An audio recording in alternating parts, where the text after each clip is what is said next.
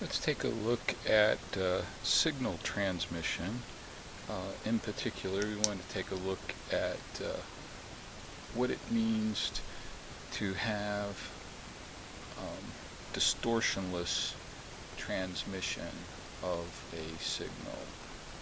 So this is from section 7.4 of the textbook.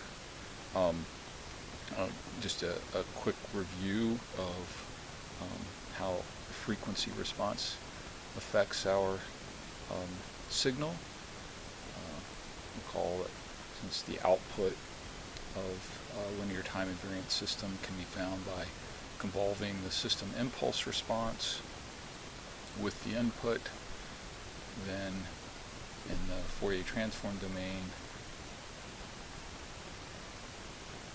the spectrum of the output can be found by multiplying the frequency response of the system by the Fourier spectrum of the input, and then we can get the frequency response by substituting j omega n for s into our transfer function. So just a quick example.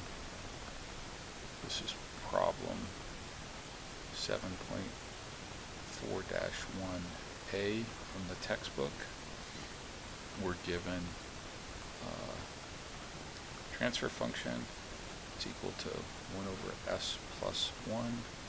So this is a system that has a pole at s equal to -1, which is located in the left half of the s-plane. So this is a stable system, and then we want to find the response of this system to a causal exponential, decaying exponential. So the frequency response is, we just replace s with j omega to get this, and then from our table of Fourier transforms, the Fourier transform of x of t is 1 over 2 plus j omega. So y of omega is equal to the product of these two. So 1 over 1 plus j omega. We just rearrange the terms here, and then 2 plus j omega from x of omega. So writing that out as a partial fraction. If this confuses you, it can be helpful to actually go back into the s domain, write this as 1 plus s times 2 plus s, and do the partial fraction in the s domain, and then substitute back in the j omegas. So then it becomes -1 over 2 plus j omega, and then finally the inverse Fourier transform. We have y of t is equal to e to the minus t u of t minus e to the minus 2t u of t for the output of this particular system to this input. Just another note, since y of omega is equal to h of omega times x of omega, it is true that the magnitude spectrum of the output is equal to the magnitude response of the system times the magnitude spectrum of the input, and then the phase spectrum of the output is equal to the phase response of our system plus the phase spectrum of the input. Okay, now let's turn to distortionless transmission here and talk about what that means. We're going to view our transmission medium as a linear system, and So we want to talk about what it means to get a distorted version of the input signal at the output of our transmission media. So we'll define distortionless transmission like this. Of course, if y of t is equal to x of t, that's an undistorted version of x of t, but we'll allow a time shift to be present, and I'll call this to be the time delay. So if y of t, the output of a system, is equal to just a shifted version of the input, we can say that the system is distortionless. That in this case, if we looked at the input and output signals on the scope, the output would look identically to the input, just be shifted in time. So this is the type of transmission we expect from most of our communication systems. For telephone or video, we expect the output signal to be just a delayed version of the input signal. Well, we can generalize this a little bit more by allowing a change in amplitude. And G0 here might be less than 1, which it typically is, at least for wireless transmission, so that y of t is an amplitude scaled and time shifted version of x of t, and we say that the corresponding transmission system is a distortionless system.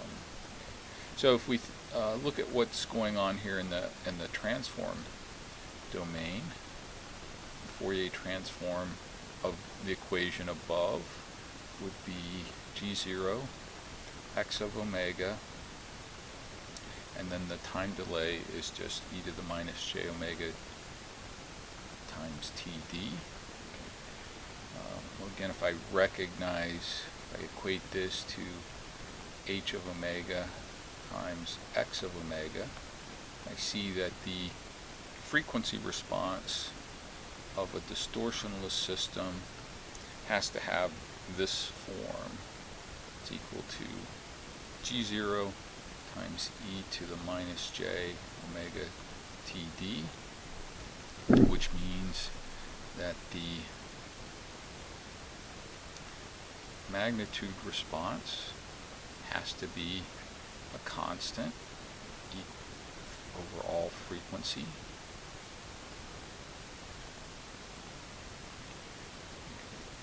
Again, if G0 is less than 1, the output will be smaller than the input, and the signal is undergoing attenuation. If G0 is actually greater than 1, the output signal will be greater in amplitude than the input signal, and the system is providing some amplification. The angle here of h of omega is just equal to minus omega td, and so if I plot that as a function of omega, this is just a straight line. It goes through the origin and over all frequencies, and then this has slope of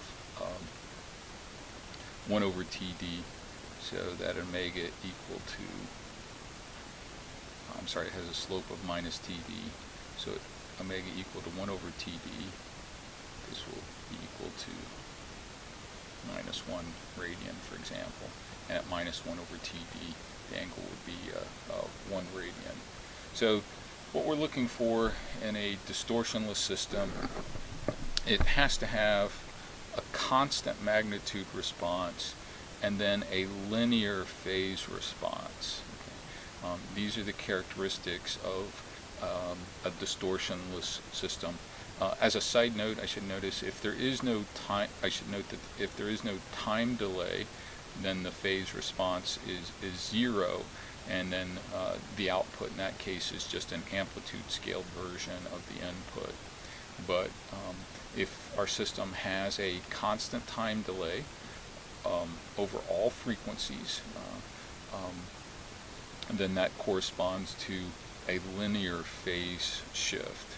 Okay. In practice, we relax this requirement a bit and just say that we have to have a constant magnitude response and a linear phase response over the range of frequencies that are present in x of omega.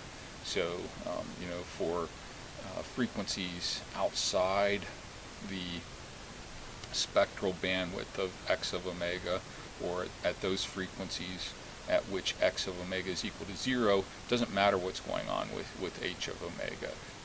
We just need h of omega to have a constant magnitude response and a linear phase response over those frequencies for which x of omega is non-zero.